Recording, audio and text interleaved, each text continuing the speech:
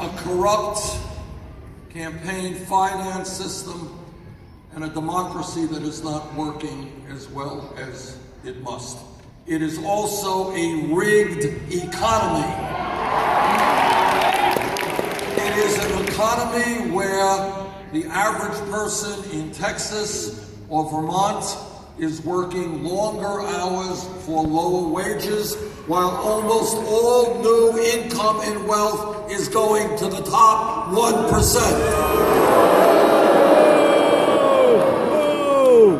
So you want to hear a radical idea? Yeah! Together, we are going to create an economy that works for working families and the middle class, not just the 1%.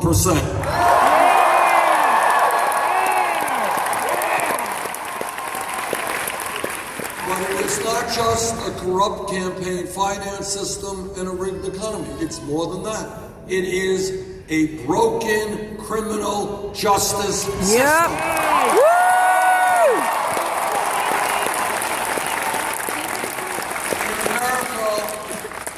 Should not be having more people in jail than any other country on earth. No. And the numbers, the people who are in jail are disproportionately African American, Latino, and Native American. So together we are going to bring about major reforms in this broken criminal justice system. Yeah!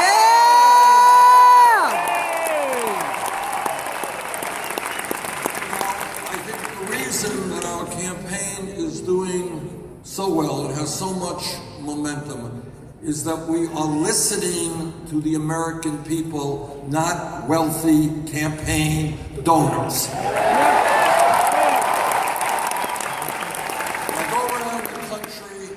And this is what I hear. I hear from workers who say, Bernie, I can't make it on $8, $9, or $10 an hour.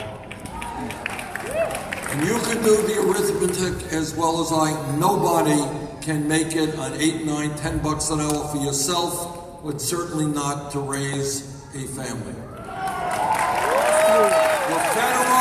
The federal minimum wage of $7.25 an hour is a starvation wage. Yep. And together we are going to raise that minimum wage to a living wage, $15 an hour.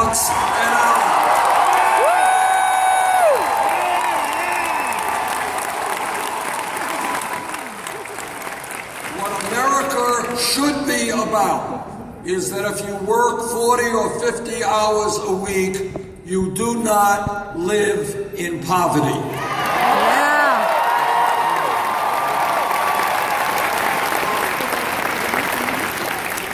And I know that every man in this room will stand with the women and fight for pay equity for women.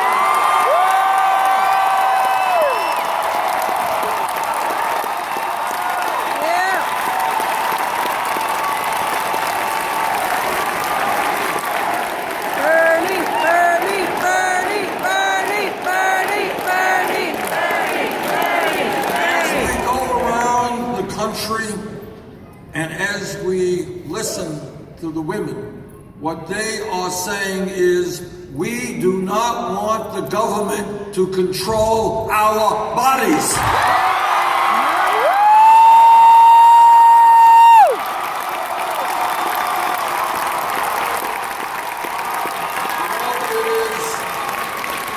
I know I will not shock anybody here to tell you that in politics there's a lot of hypocrisy. I know you're all shocked to hear that. But this one really is at the highest levels of hypocrisy. You got Republicans running all over the country.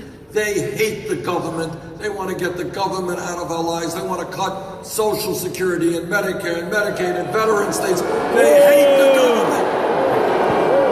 Except when it comes to the right of a woman to make an important decision in her life, then they want the government to make that decision. That, brothers and sisters, is hypocrisy at the highest level. Yep. We go around this country, we listen to senior citizens and disabled veterans.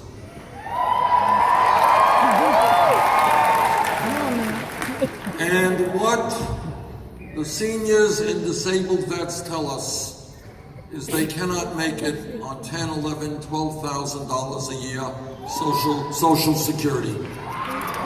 And the truth is that nobody can make it on $10, $11, $12,000 a year social security. Now, my Republican colleagues, they think that we should cut Social Security benefits. Well, I've got some bad news for them. Not only are we not going to cut Social Security benefits, we're going to expand Social Security.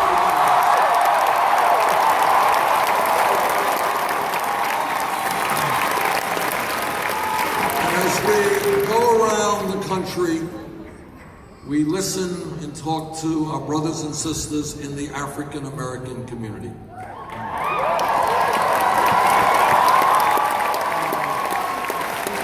And they are asking why it is that when we turn on a TV, we see videos of unarmed African Americans being killed by police officers.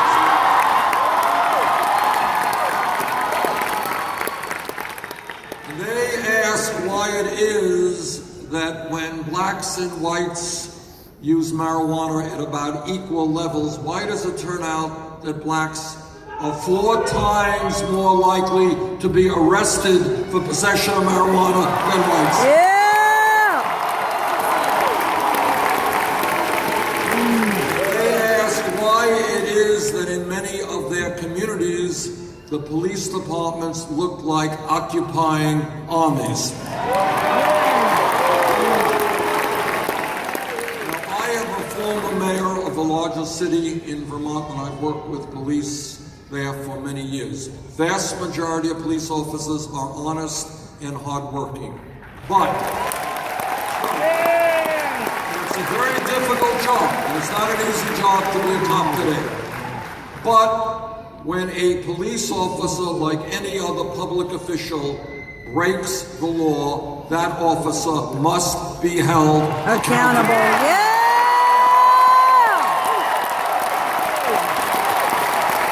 Yeah! Our campaign is listening to our brothers and sisters in the Latino community.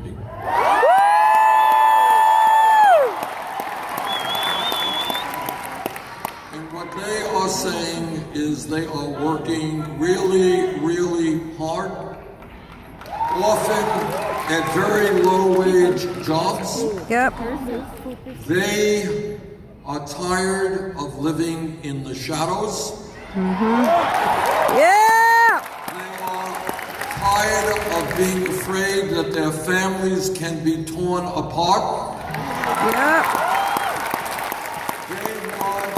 I want comprehensive immigration reform. Yeah!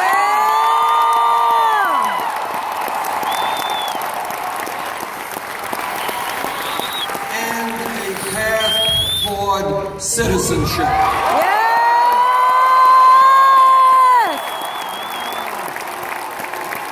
I agree. And if the Congress does not do its job and pass comprehensive immigration reform, as President of the United States, I will use all of the executive authority in my power.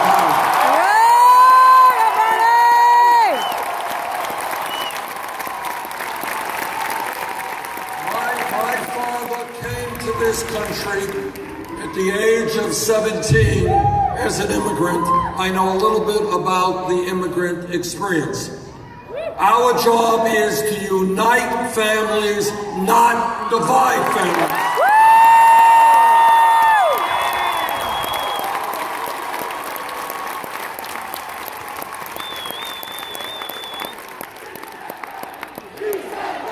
Sí se puede, sí se puede, sí se puede, sí se puede, sí se puede. Now, I want to take a minute and as we talk about this campaign to just highlight some of the differences that exist between myself and Secretary Clinton.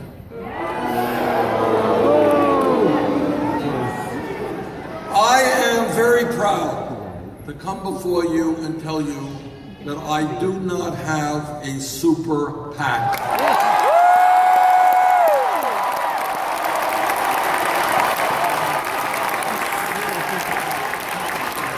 I do not represent Wall Street No.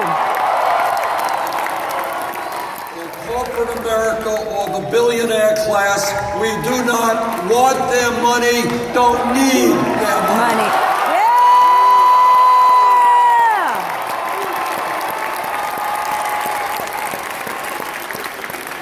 Secretary Clinton has raised many millions of dollars from Wall Street and the drug companies.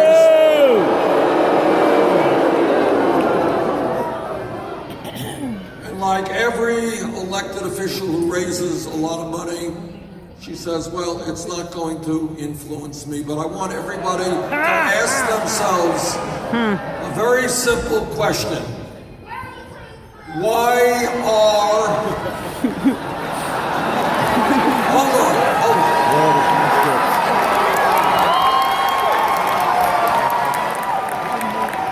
You could say a whole lot about Wall Street, and I will, but these guys may be operating illegally, they may be reckless, they may be greedy, but they are not dumb.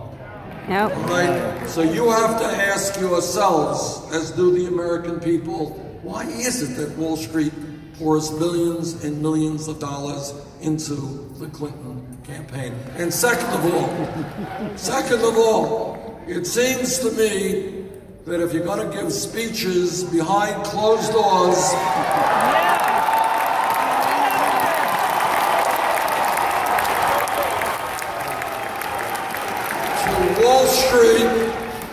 to Wall Street groups like Goldman Sachs, if you get paid, and if you're going to get paid hundreds of thousands of dollars for that speech, it must be a great speech, and you want to share it with the American people. Yes, right. Right.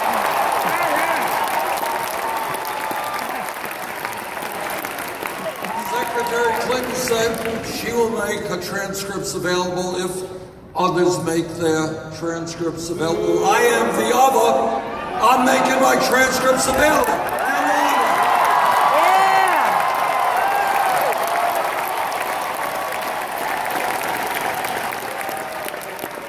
Now, the majors, all of you know, foreign policy is a very important part of what a president does and what Congress does. The most important foreign policy decisions have been made in this country for many, many years regarding the war in Iraq. Now, I was in the House representing Vermont 2002.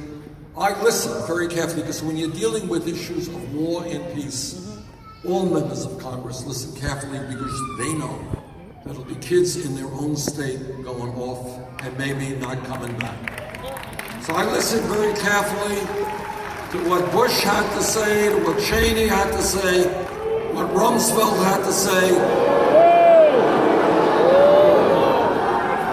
I did not believe them. I led the opposition to those. Yeah.